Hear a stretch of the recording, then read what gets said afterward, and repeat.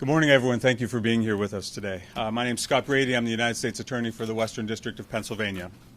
On behalf of Attorney General Jeff Sessions and the entire family of the United States Department of Justice, we want to offer our most heartfelt condolences and prayers to the victims of yesterday's senseless acts of hatred and violence, to the families and friends, and to Pittsburgh's Jewish community and to the larger community of Pittsburgh. The Jewish community of Pittsburgh is one that we as Pittsburghers treasure.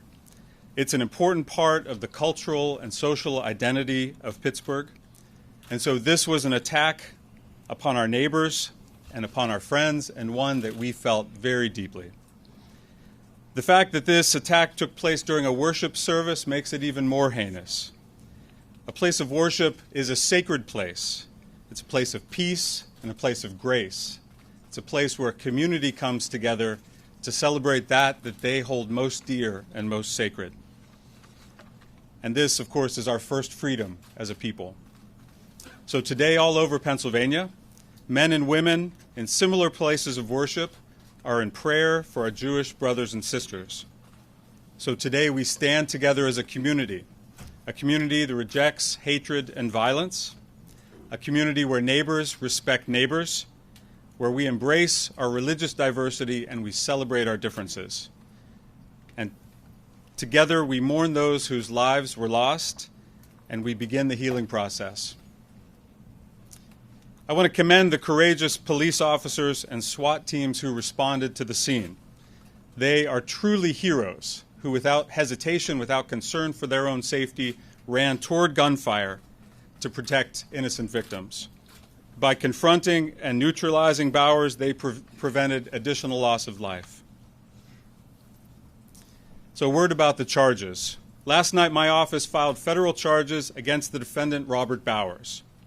The complaint alleges that on Saturday, October 27th, at approximately 9:50 a.m., Robert Bowers entered the Tree of Life Synagogue in Pittsburgh's Squirrel Hill neighborhood. At that time, members of the Tree of Life Synagogue were engaged in religious services and worship. Bowers was armed with multiple weapons. He had 3 Glock 357 handguns and an AR-15 assault rifle. Inside the synagogue, Bowers shot and killed 11 individuals and wounded 2 others. Police officers and SWAT teams responded quickly to the scene, and Bowers shot at them. Ultimately, 4 police officers were injured, and 3 of them were shot by Bowers.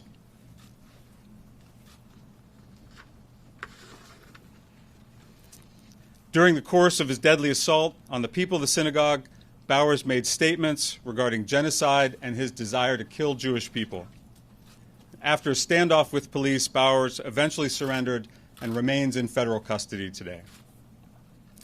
So our complaint charges Bowers with 29 separate federal crimes. There are 11 counts of murdering victims who are exercising their religious beliefs. There are 11 counts of using a firearm to commit murder, and each of these counts is punishable by death. The final 7 counts are based upon the harm inflicted by Bowers upon the brave police officers who, in trying to stop Bowers' rampage, put their own lives in danger. 3 of these brave men were shot by Bowers. So Bowers is scheduled to make his initial appearance before a federal magistrate judge on Monday, October 29th at 1:30 p.m. So moving forward, the investigation is underway and our work will continue. Know that we will spare no effort or resource in ensuring that the defendant is held fully accountable for his unspeakable and hateful crimes. We would ask the public and the media to have patience with us as we conduct this investigation and understand that there are things that we cannot share at times during the course of the investigation. At the conclusion of our remarks, we'll be happy to take questions. Now you'll hear from Special Agent in charge of the Pittsburgh Field Bureau, Robert Jones.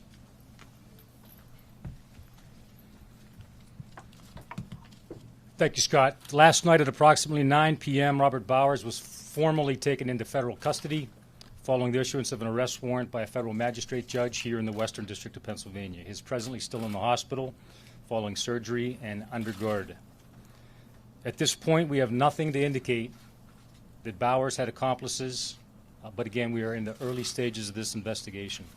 Our hearts continue to go out to the families of the victims of the Jewish community Here in Pittsburgh last evening, after some difficult work by the medical examiner's office, all 11 victims were positively identified and next of kin notification took place.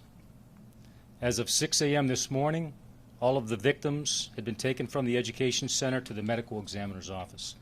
I want to personally thank the leadership of the Jewish Community Center and the rabbis of the 3 congregations located at the facility for their patience and the patience of the families as we work through the night to identify and remove the victims this morning. This is a large, complex crime scene, and much work remains to be done. At present, FBI evidence teams from Baltimore, Washington, and Newark are here to augment Pittsburgh, and we estimate that the crime scene may take up to a week to process.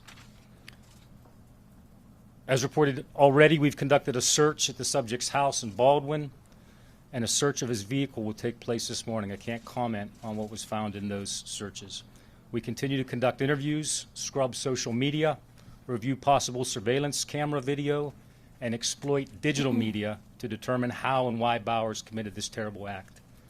I ask again that if you have information that may help, please contact law enforcement.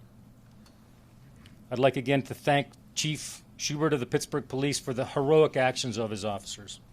Had Bowers made it out of that facility, there is a strong possibility that additional violence would have occurred. I also want to thank Wendell Hisrick and his team. They are a big part of the community that all law enforcement promises to protect and serve. Thank you very much. I'll turn it over to Wendell. Good morning. I would just like to take a few minutes and thank the outpouring of support that we've received over the last 24 hours. The Jewish Community Center, the Red Cross, the Salvation Army, the various grief counselors, the Children's Institute, and the many other organizations and businesses that have provided food and logistics for the officers and for the victims.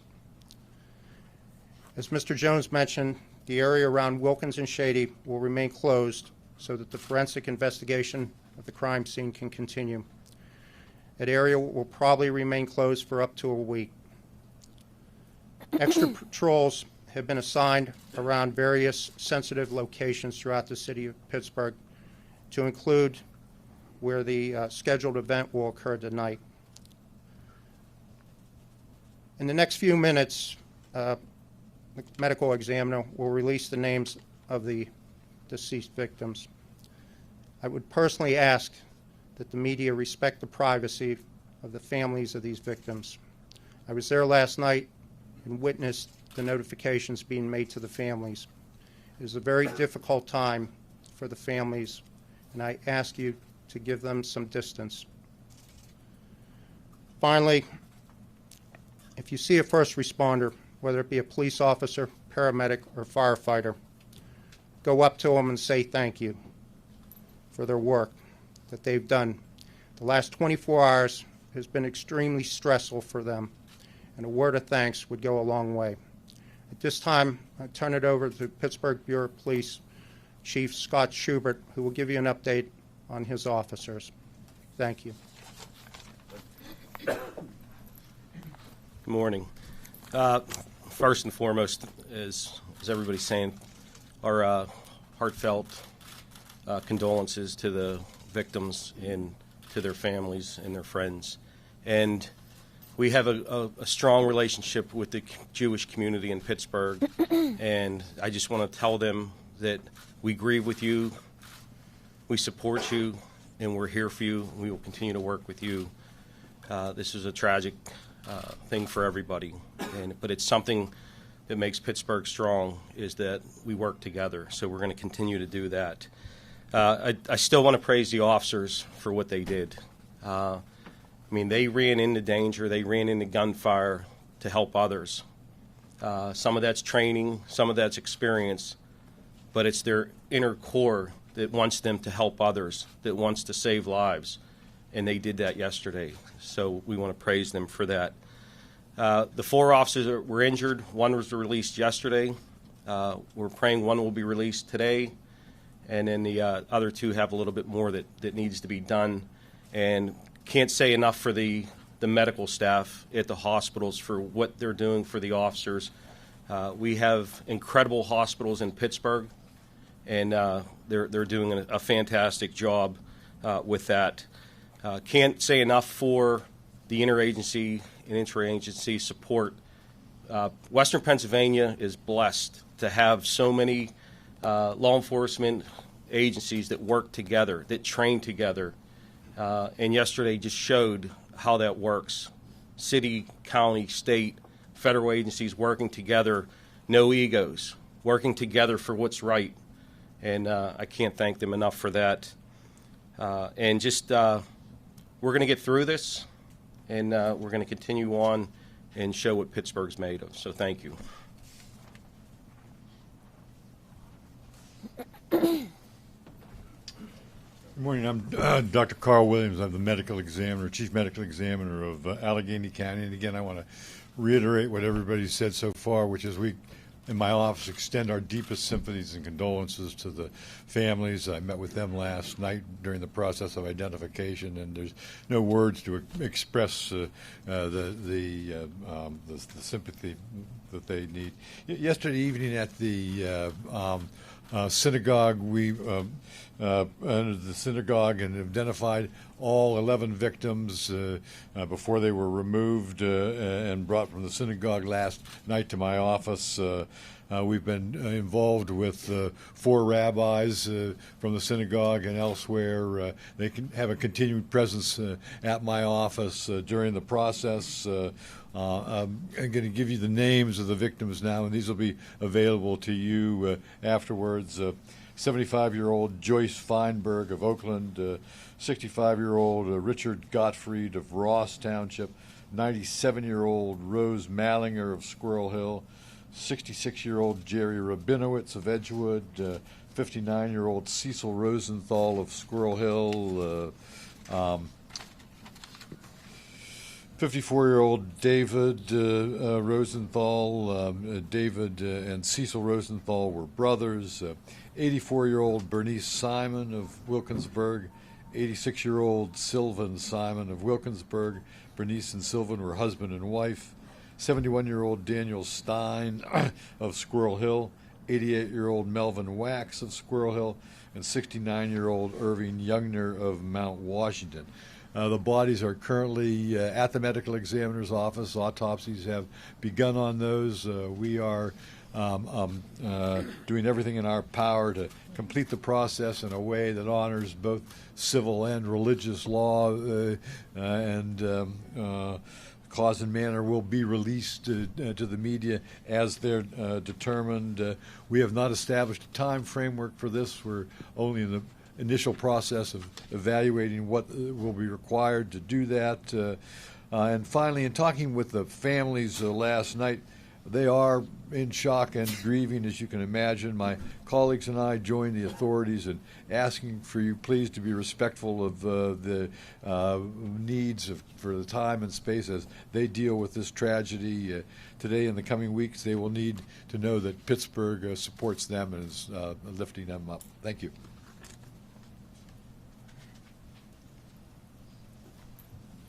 Hi, I'm Jeff Finkelstein. I'm the president and CEO of the Jewish Federation of Greater Pittsburgh.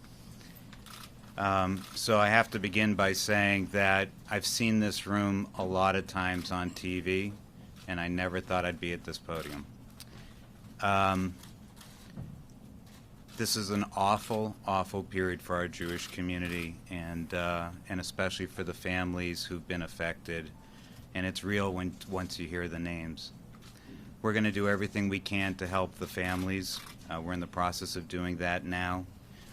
And we'll be there for them and be there to help our Jewish community in the Pittsburgh region heal from this.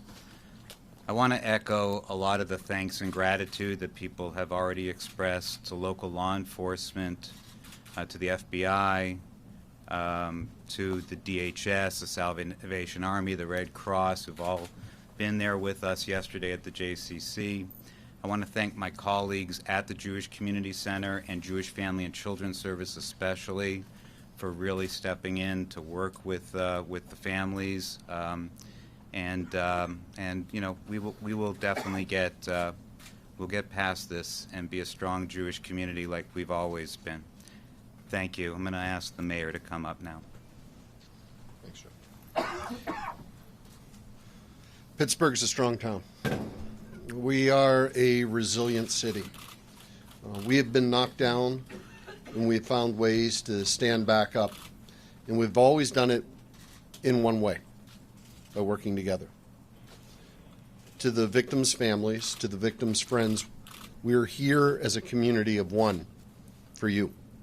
We will be here to help you through this horrific episode.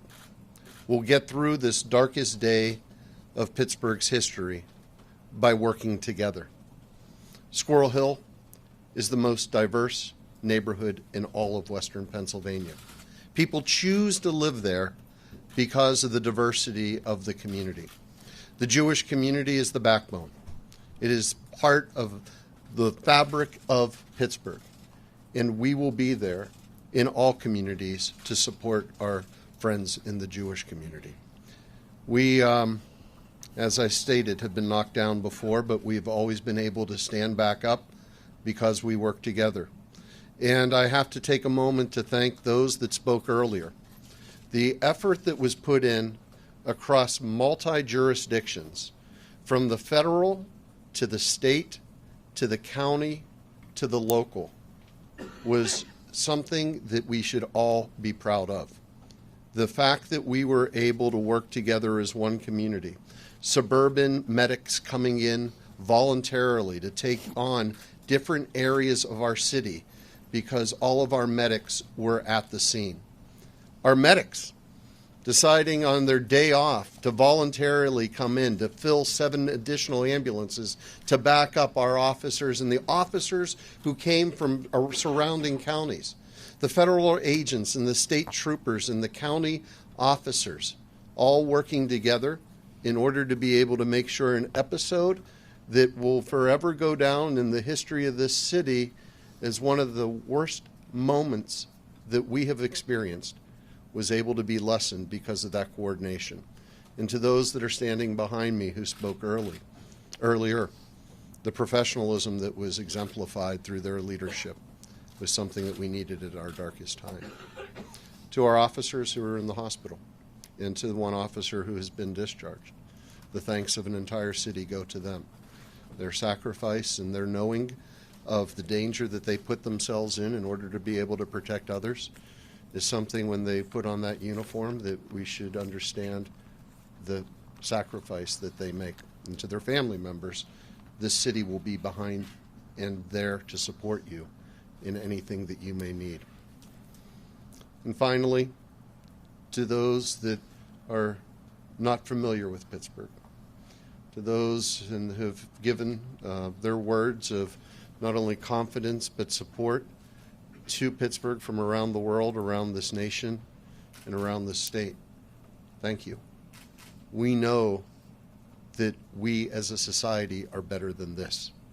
We know that hatred will never win out, that those that try to divide us because of the way that we pray or where our families are from around the world will lose. And in Pittsburgh, we're pragmatic and we find solutions to problems. We will not try to rationalize irrational behavior. We will not try to figure out ways in order to lessen the degree of crimes such as this. We will work to eradicate it. We will work to eradicate it from our city, from our nation, and our world. Hatred will not have a place anywhere, and we will work locally to make those changes happen, and we will work with partners around this country and around this world to make sure that it ends. I want to thank again all of those in this room, the elected officials who are gathered, those that have worked on the front line of public safety, those that worked within public works and other parts of government in order to be able to assure the safety of our people. And we'll open it up to questions at this time. Yes. Officer injured. 3 were injured by the suspect. I think it's either flying glass or a bullet fragmented. ricocheted off something. Is there any indication that the alleged shooter had cased out the synagogue or had any familiarity with it before Saturday? We don't have any information on that at this point.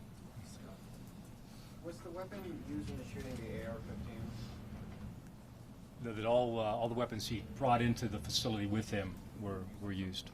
Scott, a lot of people have asked if this is a case of domestic terrorism. Can you speak to that? We are treating this as a hate crime. As Special Agent in Charge Jones said, there's no indication that he's working with anyone else, and so we have charged it and are treating it as a hate crime, but continue to investigate. And just to elaborate, the distinction of domestic terrorism would need to involve what? The distinction between a hate crime and domestic terrorism is hate crime is where an individual is animated by a hatred or certain animus toward a person of certain ethnicity or religious faith, and it becomes domestic terrorism where there is an ideology that person is then also trying to propagate through violence. And so we continue to see where that line is, but for now, at this place in our investigation, we're treating it as a hate crime, charging it as such. So you say it was an AR-15, and what are the other weapons? He had three Glock handguns with him.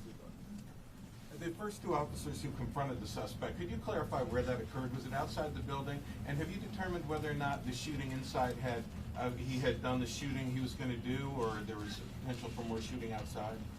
From what we know at this point, I know that he was exiting the building. I'm not sure if it was in the doorway or just inside or just outside. Now, your second question again? Was whether or not there was an idea that the shooting he had done inside was, he had concluded that? Or It appears at this point that he had finished and he was exiting the building. And there was some reference to the possibility of additional shooting. Was that the idea that he had more ammunition, he's going somewhere else? We don't know of any plans to conduct additional shootings. My comments were meant in this fashion. There would have been a violent encounter probably as he left at some point. That's what I mean by additional acts of violence. What's the estimate on how many people were inside the synagogue at the time, and did anyone try to fight back? Don't know that at this time. Do you know what was going on inside the synagogue at the time? What kind of ceremony or I actually don't know the specifics. There are three congregations that meet in the same building, so I'm assuming all three were holding services, but I actually don't know for sure. And do we know which community? Was this one specific congregation, the victims? No, I think they come from, from what I know, they come from all three. So you moved throughout the building because they were holding services in different places in the temple, right? I don't know this motivation of where he moved and why, but as has been said, he moved through the building and there were three separate congregations conducting services. Yes.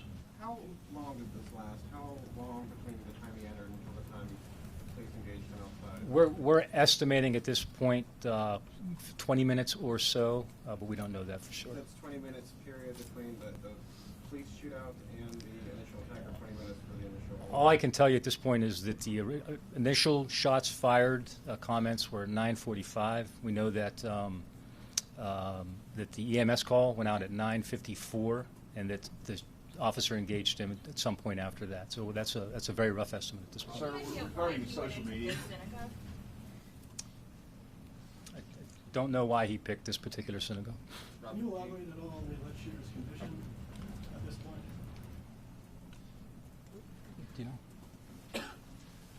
It's still, he remains in fair condition at Allegheny General Hospital with multiple gunshot wounds. Will the families be able to bury the dead within 24 hours, which is customary by Jewish law, or will the investigation delay that? We have representatives, rabbis at the office. We're doing everything we can to balance, as I say, what we need to do as a criminal investigation with the needs of the family. So we're just in the initial stages of processing the bodies and knowing we will make sure we can do everything we can to make sure that we can release the bodies in the shortest possible time frame, making sure that we get the information we need to carry on the criminal investigation. Will there be funerals Today today? now.